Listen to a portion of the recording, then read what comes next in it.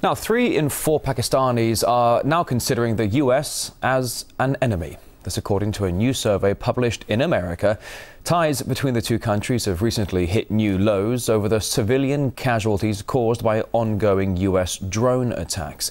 More than 20 people have been killed in militant attacks in Pakistan over the past few days alone, adding to the thousands of lives lost since the Washington-led war in Afghanistan began now 11 years ago. RT's Gane Chichakan takes a closer look at a rather complicated alliance. It's not only U.S. bombs that fly at Pakistan, but also a stream of demands and accusations from Washington. There are several things that we're asking the Pakistanis to do more of and better. Number one, they've got to do more about the safe havens inside their own country. Even ridicule. The U.S. Defense Secretary has laughed at Pakistan for being in the dark on the bin Laden raid. They didn't know about our operation. That was the whole idea. Little in Washington's rhetoric now suggests that during the decade of war in Afghanistan, Pakistan had been their most instrumental ally in the region. The United States could not have had secured Afghanistan in 3 weeks with minimum cost in terms of money and in terms of the lives of its soldiers. That would not have been possible without Pakistani assistance and help. Resentment towards the alliance with the U.S. has fueled domestic insurgency in Pakistan.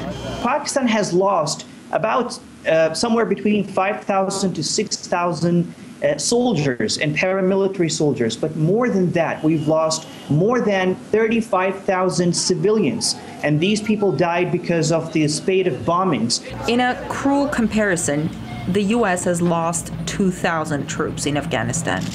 They want the Pakistanis to do our dirty work for us. And the Pakistanis have simply said, we've supported you for 11 years, we can't do it anymore, you're killing our stability. They have to stop the civil war in the country. They have to stop the war that's going on their own territory because of their help for the United States.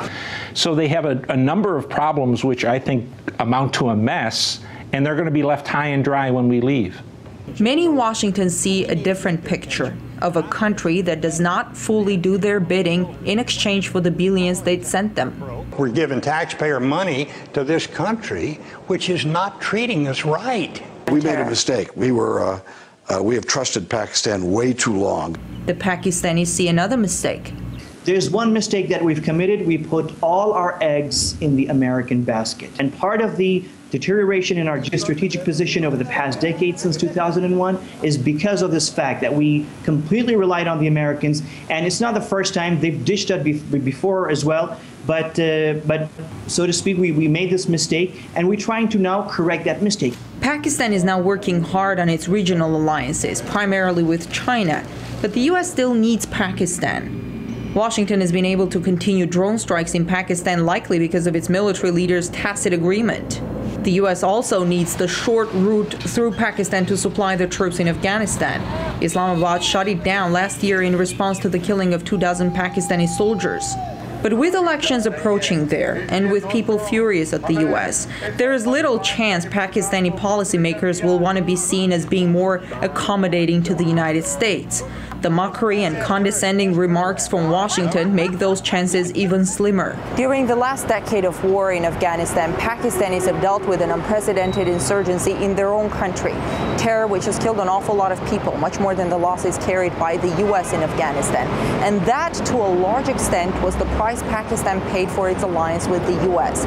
But these days in Washington, it seems hardly anyone keeps that in mind when handing out another portion of accusations and humiliation to the nation they once convinced to become their ally.